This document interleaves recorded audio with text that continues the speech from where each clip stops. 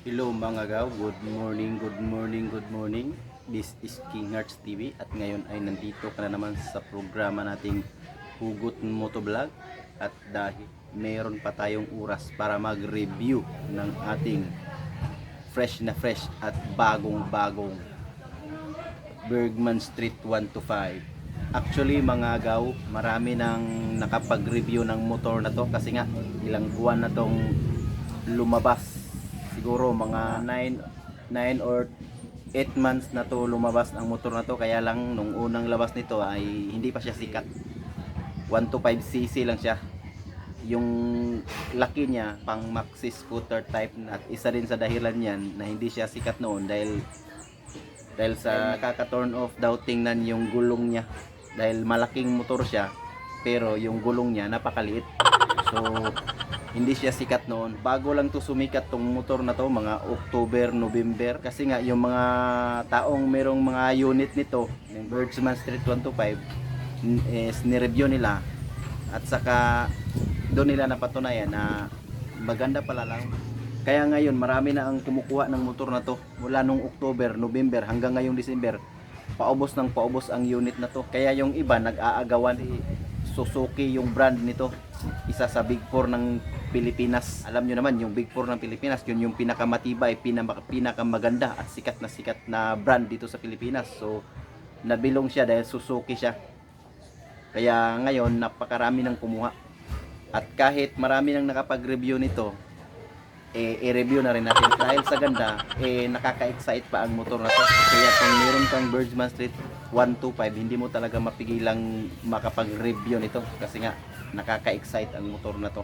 Kaya ngayon sa mga wala pang Bergman Street o sa mga gustong kumuha at nagdalawang isip, bibigyan ko kayo ng idea kung ano ang meron sa motor nito. Lalong lalo na ngayong December, may 13-month pay yung mga tao. So unang-unang may isip dyan is kumuha ng motor. Kaya nandito ako ngayon para bigyan kayo ng idea kung ano ba talaga ang nababagay na motor para sa inyo. I-try nating i-review itong motor na to. Ang i-review natin sa motor na to ay yung makikita lang natin, hindi kasama dyan yung specs nya. So kung anong meron dito sa motor na to, kung anong yung makikita natin sa motor na to, yun ang i-review natin at yun ang i-explain ko para sa inyo.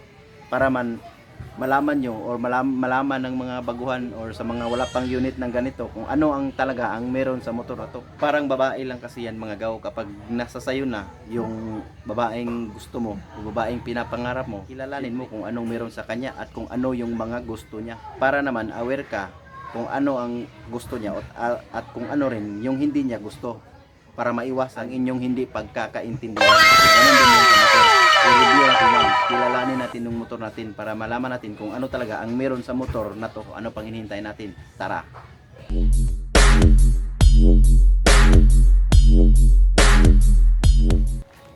So ayan mga gaw, i-review nating Bergman Street 125. So syempre uunahin natin dito sa kanyang harapan. So ito nga pala yung kanyang windshield. So kung makikita nyo yung windshield nya, mayroon pa siyang silupin, mayroon pa siyang nakalagay. So safe na safe, hindi siya magagasgas at hindi siya gasgas. Saka na natin kunin tong silupin niya kapag meron siyang ORCR, pwede na siyang magamit. Sa ngayon kasi hindi pa, nakatambay pa lang to dito. At so kung mapapansin nyo, meron siyang metal dito, silver, ayan. At saka meron siyang logo ng Suzuki dito sa gitna. So napakaganda, na bagay sa kanyang style ng metal dito. At sa gitna meron siyang logo ng Suzuki. So dito naman tayo sa kanyang headlight. So meron siya ditong eyeliner o parang kilay. So ito yung park light niya, dito dalawa. At ito rin ang kanyang headlight. Ito yung low beam, ito naman yung kanyang high beam. Dito, ang maganda rin dito mga gaw is kapag i-on mo yung kanyang headlight, yung low beam, at mag-switch ka sa high beam, so ang low beam is naka-on pa rin. So ito kapag i-on mo yung kanyang high beam, so nag-o-on pa rin yung kanyang low beam. So i-try natin. So ayan mga gaw, naka-on yung kanyang low beam. So pati na rin yung kanyang kilay, kanyang park light. Maganda to tingnan mga gaw kapag gabi kasi napakaliwanag nitong kanyang park light dito. Ang ganda ng style. So ayan mga gaw, naka high beam tayo. So yung low beam niya naka-on pa rin. So good thing sa headlight ng Suzuki Bergsman Street. At saka naka LED na rin siya yung kanyang headlight. Hindi na siya bulb, LED. Naka LED light na siya, high beam at saka low beam. Itong signal light naman niya dito sa gilid, napakaganda ng kanyang forma. Yan, kung makikita nyo yan, meron siya dito, meron siyang design. So napakaganda ng design niya. Kaya lang bulb type pa siya. Ayan, bulb type. At ito naman kanyang tapaludo. Ayan, meron na siya ditong reflector. Saka dito sa kabila meron siyang reflector. So yan naman ang uso ngayon sa mga bagong labas na mga scooter ngayon. Meron na siyang reflector. Pero itong Bergsman Street, dati yung mga unang labas na Bergsman Street, walang reflector. Ngayon meron na siya, pinaglagyan nila para magkaiba naman. Ang maganda din dito sa kanyang tapaludo is napakakapal. Ayan, makapal siya. Ayan, makapal, parang ganito siya kakapal. Napakaganda. At ang kanyang ano naman is telescopic. Ayan, yung front telescopic fork. Ayan. At yung kanyang gulong naman is maganda dito is tubeless na siya. Advantage din yan sa mga scooter na mga bago kasi tubeless na siya. Tapos meron siyang size na 90-90 by 12. So yung stock na size ng gulong ng Bergsman Street is 90-90 by 12. So napakalaki niyang motor pero maliit lang yung gulong niya kasi size 12. Yung ibang motor ngayon is size 14. At yung kanyang mags, ayan, yung mags, napakaganda ng design ng kanyang mags. So ayan, size 12 lang siya kung makikita nyo. Pero advantage siya kasi naka-tubeless, naka-disc brake na siya. Ayan, napakaganda niyang kanyang disc, naka-disc brake na siya. Ang maganda kasi dito mga gaw, hindi nyo na itatanong, dual brake na siya. Kasi kapag mag-brake ka doon sa likuran, dahan-dahan ding mapapatay itong sa harap. Bali, dual brake na siya. Di gaya ng iba, kapag sa harap ang i-brake mo, harap lang talaga. Kapag sa likod ang i-brake mo, likod lang talaga. Pero ito, pag i-brake mo yung sa likuran, hihinto din itong sa harap. At ngayon mga gaw, dito naman tayo sa kanyang panel. So, naka-digital panel siya. Ayan, i-on natin.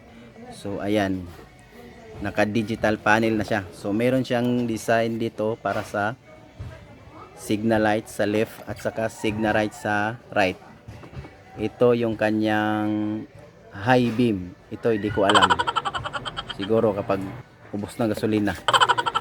At saka meron din siya ditong sa fuel gauge niya. Ayan, 4 bar. Tapos dito yung kanyang speedometer at saka odometer. Ito hindi ko alam kung para saan to. Hindi ko ni binasa yung manual. Maganda din dito para sa motor na to is meron siyang orasan. Ayan, 11:48. So 11:48 na yung oras ngayon. Naka built-in na siya. Saka meron siya ditong pindutan para mag-adjust ka ng oras kung anong oras iset mo. At meron na rin siya ditong voltmeter. Ayan, so good thing na rin sa motor na to, meron na siyang voltmeter. So, naka built-in na siya. Pindutin mo lang to. Ayan, so ibalik natin. Pindutin naman natin ulit. So naka trip A siya. So pindutin natin ulit, trip B. Ayan. So ngayon pag pindot mo ulit, meron siyang voltmeter, 12.2 volt. So ayan. At saka dito naman sa kabila, itong kanyang high and low switch. Dito meron siyang signal light switch at horn switch. Light switch. Sa kabila naman meron siyang kill switch. So good thing sa motor na to, meron na siyang kill switch.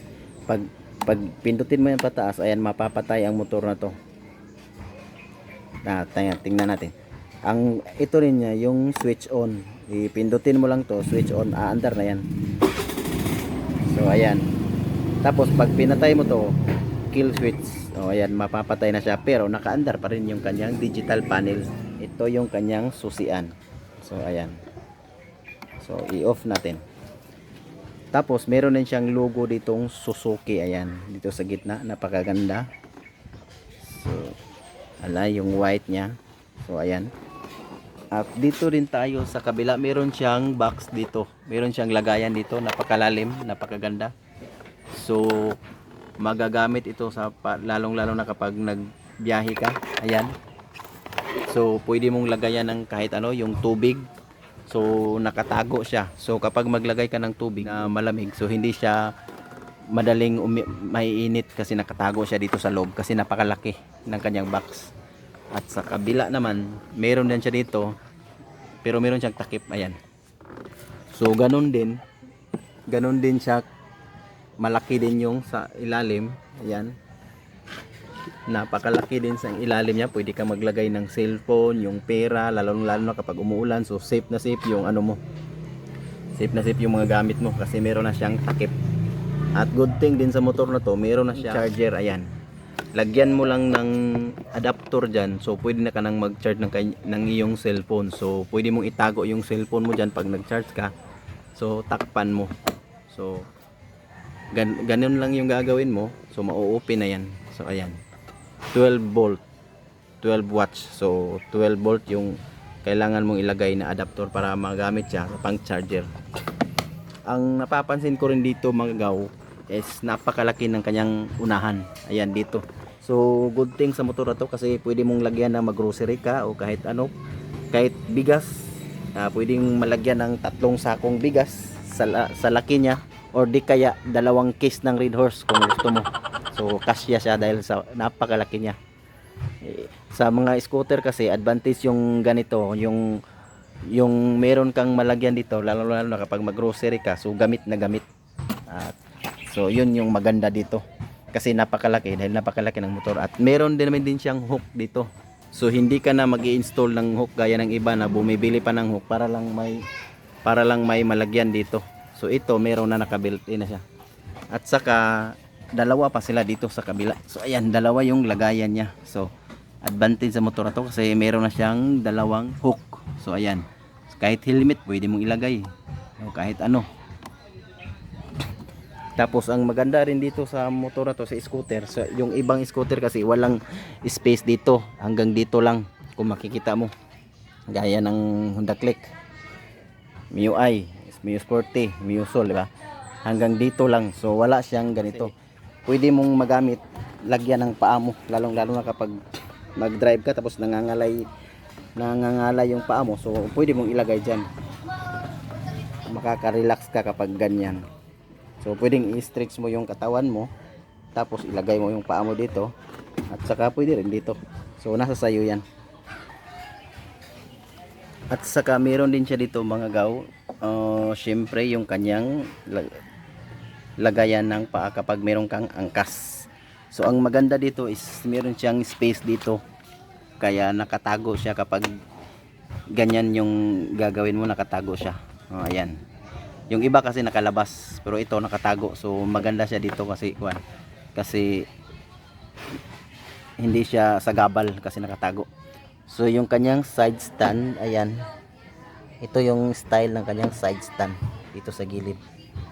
So meron siyang lagayan ng bolt. So hindi ko alam kung para saan to. So pwede mong ilagyan dito ng sensor para sa kanyang kill switch. So wala siyang kill switch. So ito meron naman siyang bolt, so pwede mong lagyan ng sensor. So makaka-install ka rin din nito ng kill switch, depende sa iyo yan. At saka dito tayo sa kanyang gilid. So ang isa din sa maganda dito sa Birdsman Street mga gaw is wala siyang decals. Wala kang makikitang maraming decals di gaya ng ibang motor na lumalabas ngayon. So napupuno ng decals dyan dito sa harap. Ito white, plain white lang talaga siya. Ang makikita mo lang dito is yung pangalan niya naka-emblem, Bergman Street.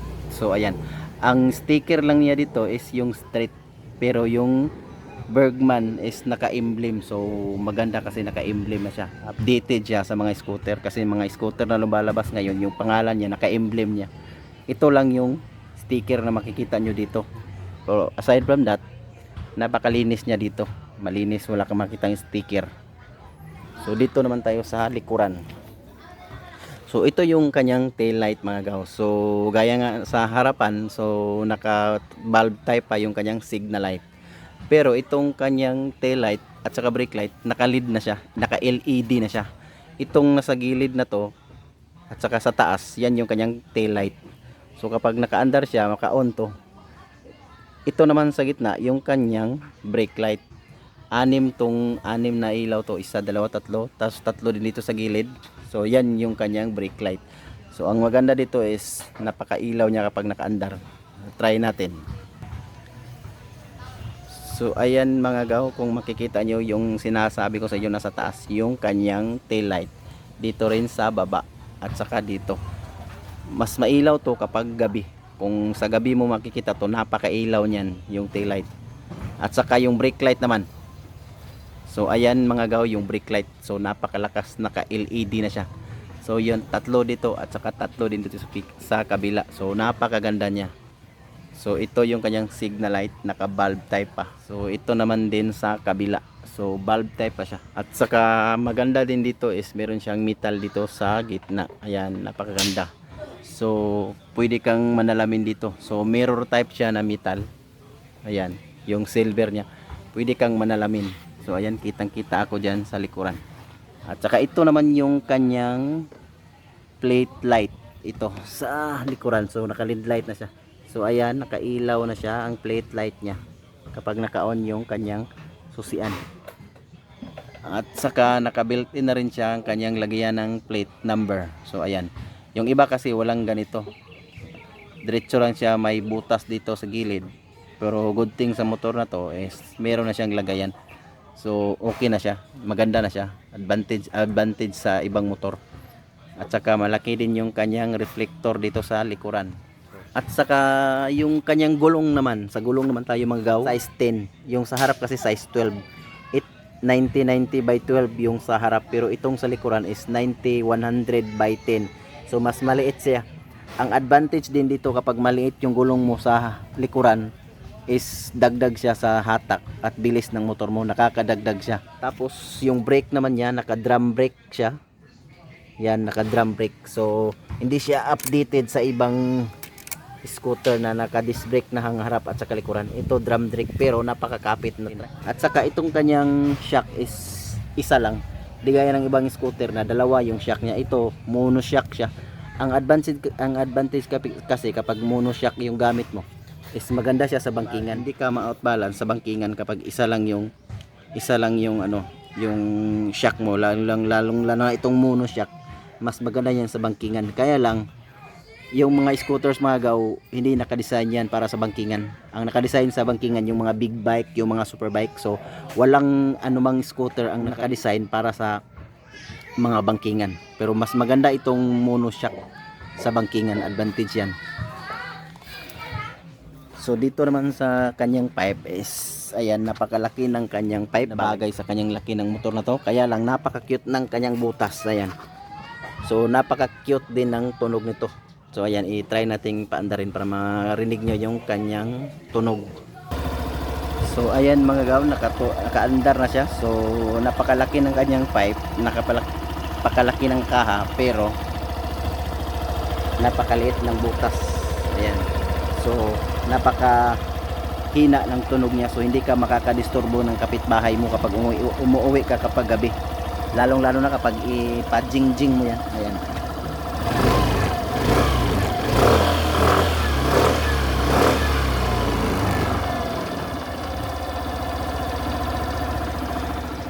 At saka ito din kanyang side mirror mga gaw. Nakikita ko sa kanyang side mirror is napakalaki, napakaganda yung stock niya kasi nga kitang-kita yung likuran mo. Kitang-kita yung nasa likuran sa gilid at saka sa likod. So malaki yung makikita mo sa kanyang side mirror. At saka dito din mga gaw sa kanyang upuan, napakalaki. Bagay na bagay sa laki na motor na to kasi napakalaki ng kanyang upuan. Tapos meron siyang style dyan ng mga tahi-tahi. Ayan. So ayan, kung makikita nyo, napakaganda. So buksan natin. So ang pagbukas pala natin is pakaliwa. Ikutin mo pakaliwa. Ayan. Pag tumunog na siya, ayan, na-open na yun. Ayan. So open na yan. So ito yung kanyang box, ang sa ilalim mga gaw, napakalaki. So ito naman ng kanyang gasolina, yan. Napakalaki nitong back niya mga gaw, kasya yung half face helmet. Ayan, ito yung half face helmet natin. So ayan, kasyang kasya. So ilagay mo yung half face helmet, kasyang kasya. Tapos pati na rin yung full face helmet. Hindi ko lang dala ngayon, pero meron ako nakikitang nagre-review nitong motor na to, pero hindi daw kasya yung full face helmet. Pareho lang naman tayo ng motor, pareho lang naman tayo Birdsman Street. So kung gaano kalaki yung box mo dito, ganon din kalaki dito sa akin. Pero bakit hindi magkasya yung full face helmet sa ibang nag-review? Sa akin XL naman yun. Siguro depende sa klase ng helmet. So kasyang kasya dito yung XL na full face helmet. Iwan ko lang sa iba bakit hindi yung kasya. At dito naman mga gaw is meron siyang tools. Kapag kukunin mo to, meron siyang tools kasama. Ayan, ito yung kasama niyang tools. Ayan, yung apat na yan. So yan lang yung kasama niya. At saka sweatshirt ng motor trade, kasi sa motor trade ko to binili.